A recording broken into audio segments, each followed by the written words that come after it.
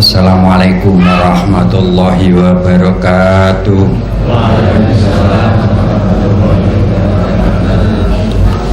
A'udzubillahi minasyaitonirrajim.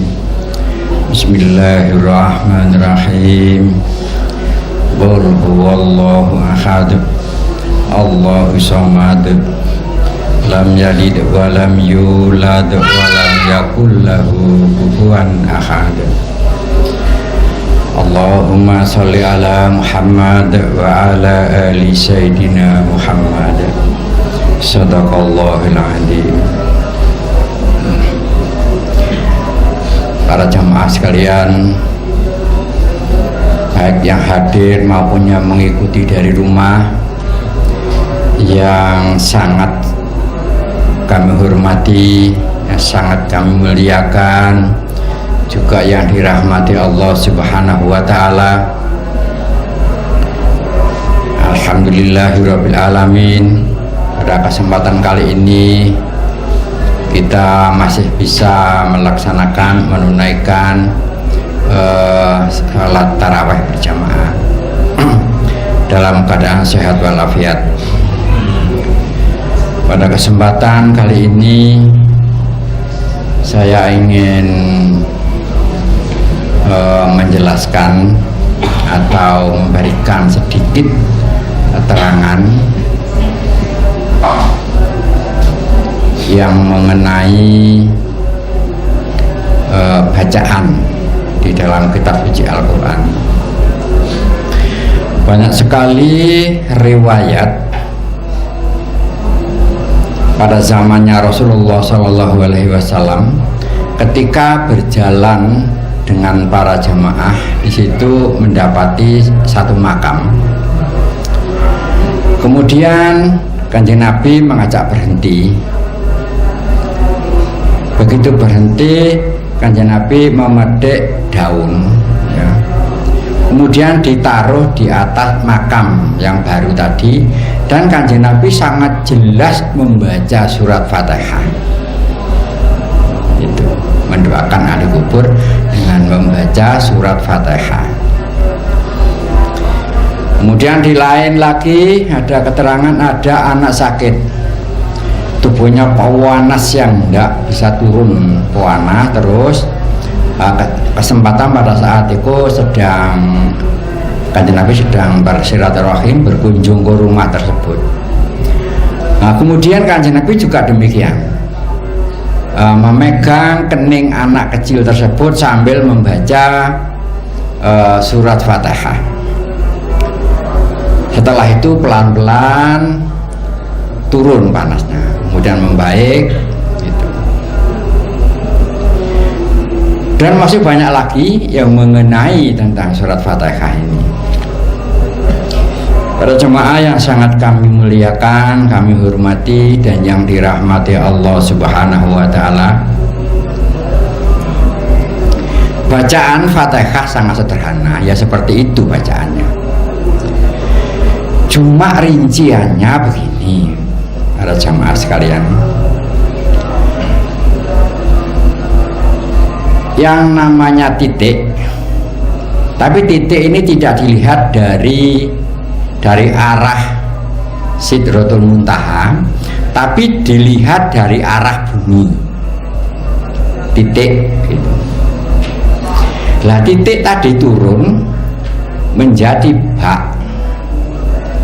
Padahal makna dari bak tadi di aras, di bawah langit ketujuh, pokoknya melewati langit ketujuh sampai ke bawah. Setelah menjadi bak, turun lagi di alamnya manusia, namanya surat Fatihah. Kalau diterapkan surat Fatihah itu akhirnya menjadi seluruh isi kitab suci Al-Quran, bisa menjadi akhlaknya manusia itu. Bismillahirrahmanirrahim. Alhamdulillahirabbil alamin. Ar-Rahmanirrahim. Maliki yaumiddin. Iyyaka na'budu wa iyyaka nasta'in. Ihdinas siratal mustaqim. Siratal ladzina an'amta 'alaihim ghairil maghdubi alaihim waladdallin. Itu tadi bunyinya. Itu tadi bunyinya. Surat Al-Fatihah itu namanya. Lah terus yang dinilai oleh Allah ini apanya? Yang dinilai oleh Allah itu cara pelaksanaannya, Bapak Ibu sekalian. Itu pelaksanaannya dari surat Fatihah tadi bagaimana? Syahadat, sholat, zakat, puasa, haji bila mana mampu, yang utuh ini loh. Ini pelaksanaan dari surat Fatihah. Itu.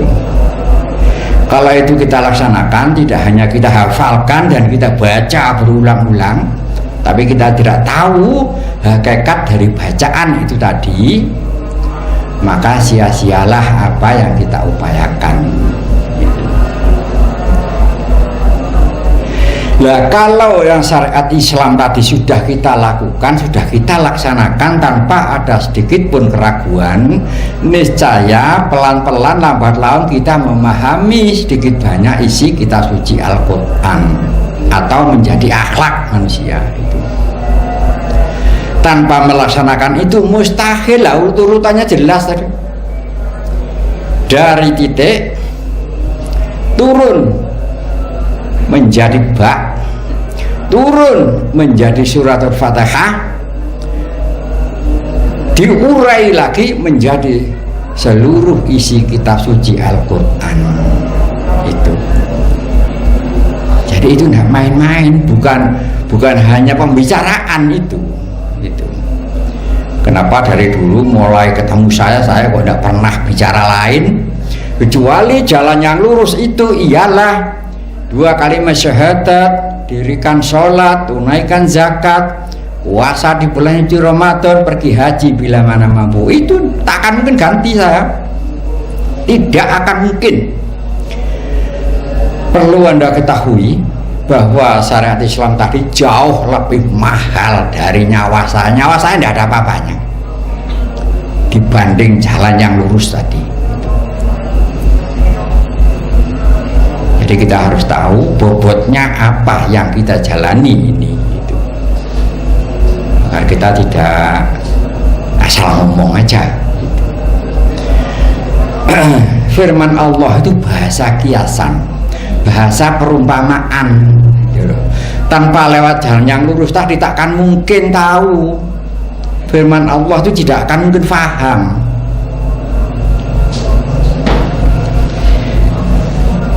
Terus saya akan cerita mengenai diri saya, bukan ayat yang tersurat dari Al-Quran, tapi lewat ayat yang tersirat khusus buat pribadi saya sendiri. Ini kejadiannya pada tahun 91. Saya itu di tengah malam tadi itu mimpi, saya itu ada di kandang sapi. Nah, di dalam kandang sapi tadi, di dalam kandang itu ada seekor sapi yang sangat besar dan tanduknya sangat runcing sekali. Lah sapi itu mengejar saya, tidak pernah lelah mengejar saya itu. Bahkan saya sampai kelelahan, sampai napas saya tersengal-sengal. Napas saya ini wajar terus. Lah suatu saat di dalam hati ini ada sedikit kesadaran, ya Allah, apa kata Allah, terserah Allah lah. Kalau memang mati saat ini ya kami persilakan, kalau belum saatnya ya mohon ditolong.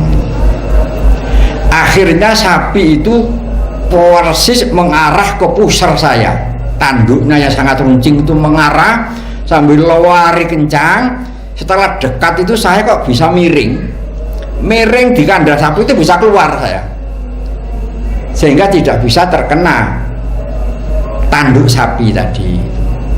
Begitu bangun keringat saya sudah setubuh ini basah semua saking tegangnya. Akhirnya saya bangun, saya minum, saya duduk ya, saya renungkan kejadian tadi. Ini rupanya bukan mimpi sembarangan ini. Ini walaupun rasanya nggak enak dan menegangkan, ini petunjuk dari Allah ini.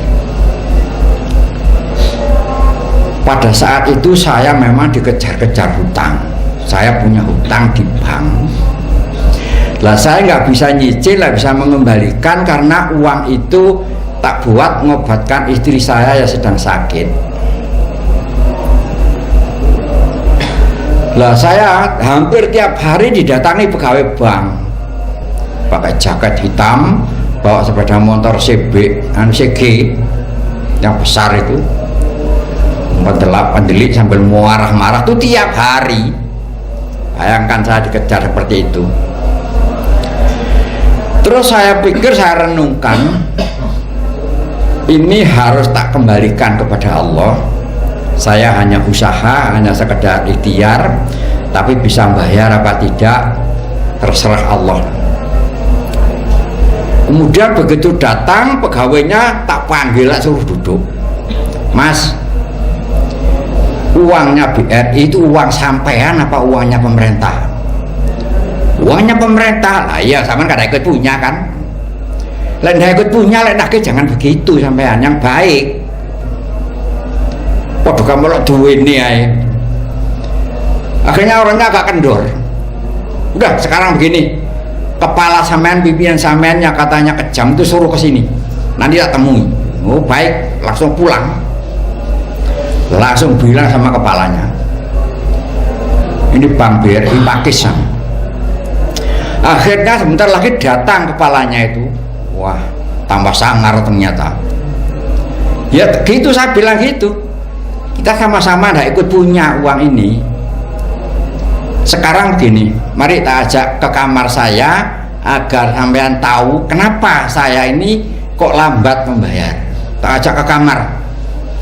Begitu di kamar, melihat kondisi keadaan istri saya sedang sakit kanker yang sudah kronis ya. Melihat istri saya itu dia tidak kuat ya. Langsung mengeluarkan air mata karena dia nggak tega. Terus keluar lagi. Begitu keluar tuh begini, ya mas, mulai sekarang saya tidak akan nagih sampean. Tidak akan ada anak buah saya yang datang ke sini. Sampean kapanpun, tahun berapapun, kalau sudah punya uang baru sampean urusi itu. Sekarang sampean fokus ke istri sampean aja. Bila mana ada salah anak buah saya minta maaf. Setelah itu beliau permisi pulang. Oh ini berarti saya itu harus miring. Kalau saya tidak miring, tidak bisa keluar saya. Maknanya miring dari setengah gila itu miring. Jadi pegawai bank, kepala bank tak gitu kan. Kita ini sama-sama tidak punya uang. Bukan uang kamu ini. Main gael lah duitmu kan beleh lah ya aku. Itu kok langsung turun. Berarti di dunia ini ada sesuatu yang harus miring, ada sesuatu yang nggak boleh miring. Jadi saya harus bersikap setengah gila itu. Akhirnya selesai itu. Terus mari kita lihat, itu tadi ayat yang tersirat khusus buat pribadi saya. Di Quran ya ada ayat yang tersurat, itu ada begitu.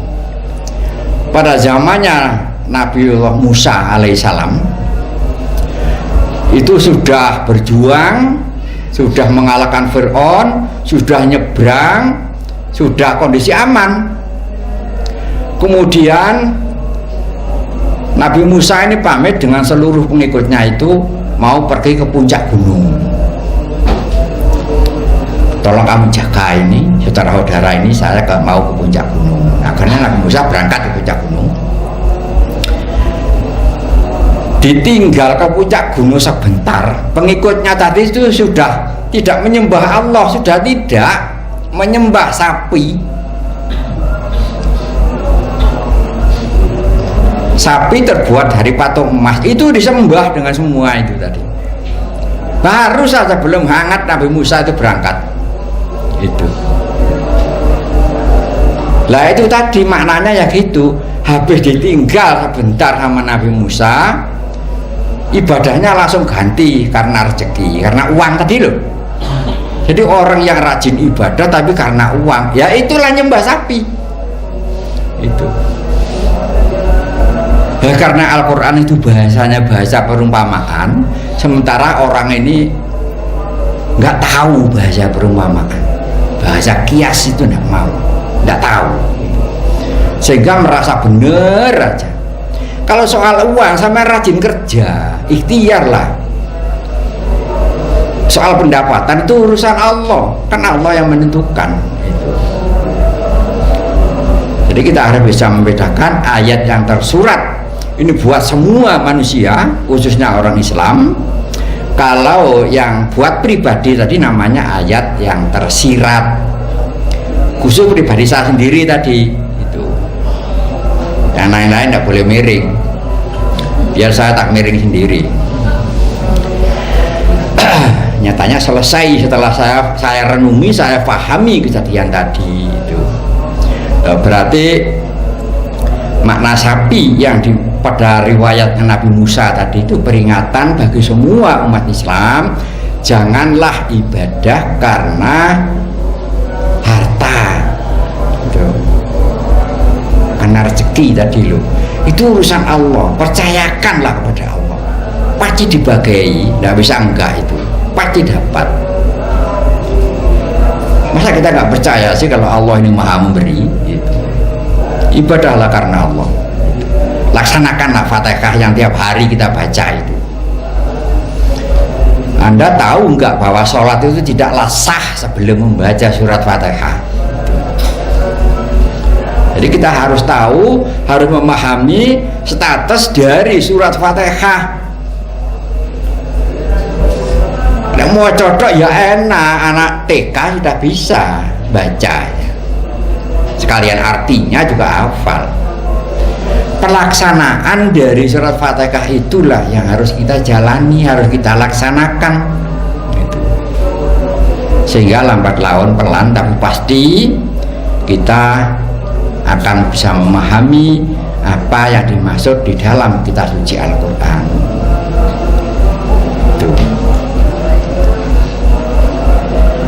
Karena saudara-saudaraku sekalian, baik yang hadir maupun yang di rumah, biasakan setiap hari, setiap saat sampean baca 2 kalimat syahadat, rukun Islam yang pertama di dalam hati.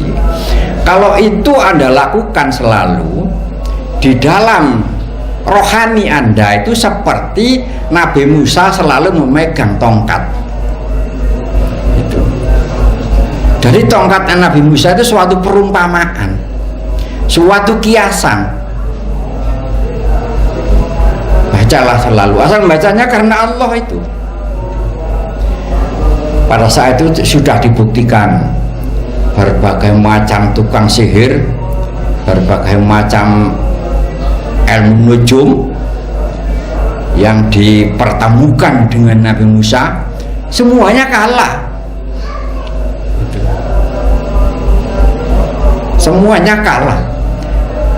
Makanya ilmu apapun yang ada di dunia, baik ilmu gaib seperti yang tak ceritakan tadi, dengan orang yang selalu membaca 2 kalimat syahadat dan bacanya karena Allah, ya seperti itu, tidak akan bisa mengalahkan seseorang yang dilindungi oleh Allah. Tidak akan, karena Allah Subhanahu wa ta'ala itu maha gaib. Sementara ilmu-ilmu kesaktian, ilmu apapun yang ada ini adalah ilmu gaib namanya. Sedangkan Allah sendiri itu maha gaib. Bagaimana bisa menembus, bagaimana bisa mengalahkan yang maha gaib? Kemudian tentu Anda masih ingat riwayatnya Nabi Ibrahim. Nabi Ibrahim itu karena menghancurkan berhala, ya, berhala-berhala dihancurkan, kemudian yang dibuat alat untuk menghancurkan tadi ditaruh di patung yang paling besar di situ. Kemudian ditanyai Nabi Ibrahim, jelas kamu ini yang menghancurkan, bukan saya. Lah siapa? Loh, patung yang besar itu loh yang membawa perkul. Loh, berarti kamu yang menghancurkan itu bukan. Patung yang besar itu loh yang membawa perkul. Memang membawa perkul loh, memang ditaruh di pundaknya. Jadi nggak bohong Nabi Ibrahim tadi. Gitu. Lah akhirnya diputuskan dihukum, dibuatkan api yang besar,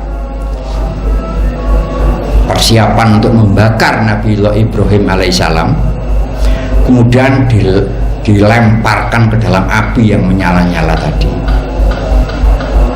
Nah, kemudian tidak terbakar Nabi Ibrahim, tidak apa-apa gitu. Nah, kejadian itu maknanya apa? Maknanya itu begini, kalau seseorang membaca 2 kalimat syahadat dan dibaca karena Allah dalam hati, walaupun dia diomongi bagaimana, dia tidak akan mungkin marah, tidak akan marah gitu. Tapi kalau tidak punya 2 kalimat syahadat, lah diomongi ya ditekek wonge sowan gitu. Dan siapapun yang membaca 2 kalimat syahadat karena Allah tadi, oleh Allah orang itu diberi ketabahan, diberi kesabaran, dan diberi rasa tidak mudah marah itu. Walaupun diomongi dipuanas-puanasi apa kan enggak itu. Itulah makna dari riwayat Nabiullah Ibrahim alaihissalam. Kemudian yang terakhir riwayatnya Nabiullah Nuh. Nabi Nuh di atas perahu ya, mendapat perintah membuat perahu. Jumlah perahunya, ukurannya ya diberitahukan, berapa jumlah papannya ya diberitahukan oleh Allah, cara menatanya ya diberi petunjuk sampai rinci. Akhirnya jadi, kemudian dinaikkanlah beberapa pengikutnya dan seluruh jenis binatang berpasang-pasangan dinaikkan ke dalam perahu. Kalau cerita ini tidak perlu secara detail karena semua orang tahu. Nah, yang perlu tak ceritakan di sini dia, sebelum kapal itu berangkat, air sudah datang ini, perahu sudah terangkat ini. Nabi Nuh itu memberitahukan kepada semuanya penumpang perahu ini, kami pesan kepada Anda semua, selama naik di dalam perahu jangan ada yang berhubungan badan, kecuali nanti kalau sudah selesai terserah udah. Kemudian terjadilah air bah yang keluar dari perut bumi, dari langit, dari bumi keluar, sehingga perahu tadi mengapung di atas air yang sangat besar itu. Lah di situ rupanya anjing nggak tahan itu. Lama nggak turun-turun ini, akhirnya anjing nggak kuat. Lah dia akhirnya kumpul sama istrinya.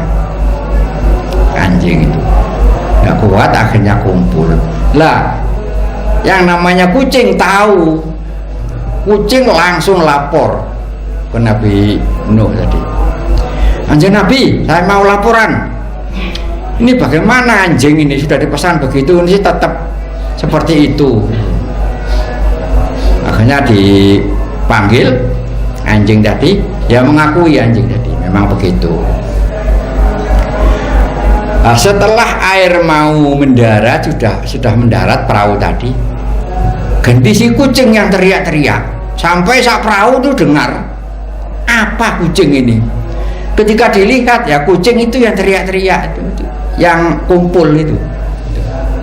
Lah hikmah dari kejadian itu kalau kita tidak paham itu seperti lucu, padahal itu kita malu kalau kita pahami. Jadi orang kalau kumpul belum saatnya itu, ini firman Allah loh, nggak main-main, seperti binatang binatang anjing. Lo kan gak enak ini ya. Itu yang pertama. Yang kedua, siapa yang menyalahkan yang lain, dia sendirilah yang seperti itu. Oleh sebab itu pengertian di sini, apabila ada tetangga, teman atau siapa yang selalu berprasangka buruk, jangan langsung divonis, ya Allah inilah cermin hati saya. Berarti di hati saya ya masih belum bersih, masih punya sifat seperti itu. Semua yang baik ini berasal dari Allah, yang jelek-jelek ini dari diri saya sendiri. Pengertian di sini kan seperti itu. Itu bukan kebetulan. Ada dasarnya aja, pengertiannya sangat gamblang, baik ayat yang tersurat maupun yang tersirat.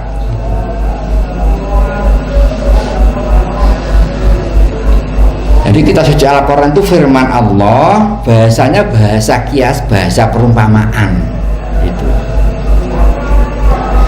Lah takkan ada orang mungkin kecuali orang itu kenal dengan Allah. Kalau orang itu tidak kenal dengan Allah, mendengar cerita seperti itu malah tertawa, dianggap lucu. Itu. Lah kalau Allah sudah menyebut anjing, kita mau apa? Jadi cara memahami, cara meresapi kita suci Al-Quran tadi tanpa membaca surat Fatihah beserta pelaksanaannya tadi, mustahil orang itu bisa tahu, mustahil orang itu bisa paham.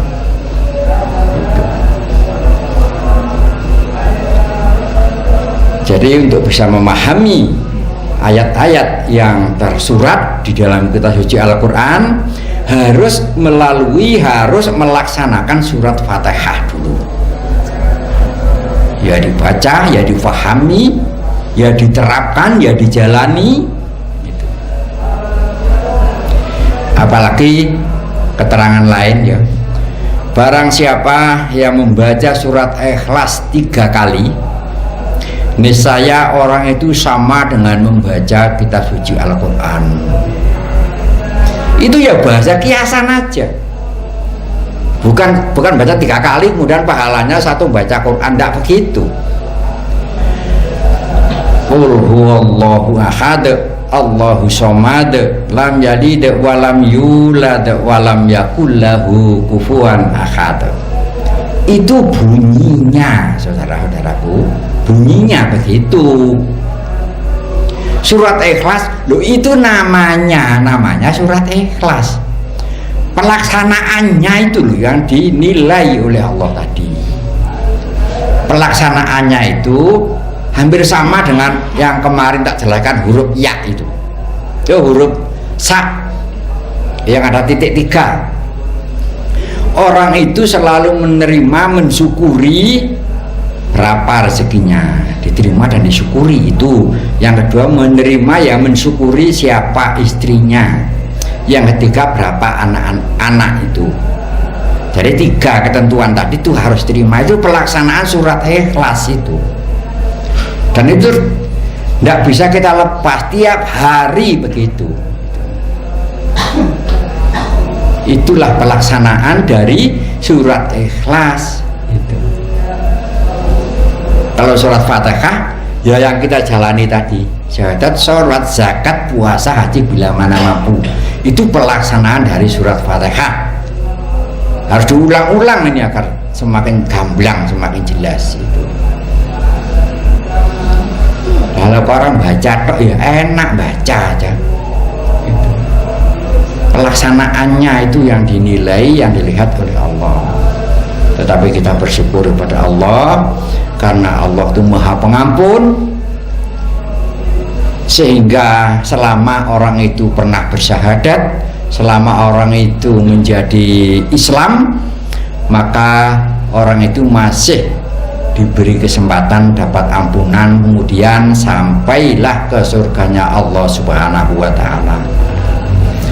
Itulah Bapak Ibu sekalian yang pada malam hari ini kami sampaikan, dan pada malam hari ini memang sangat penting harus tak sampaikan itu.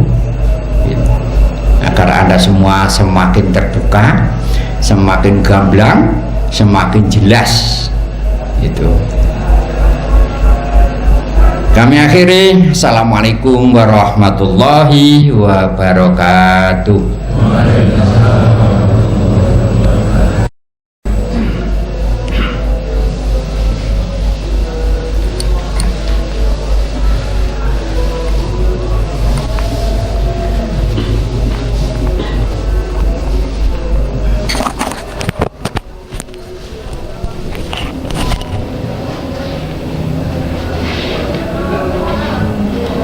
Masih usuk nih.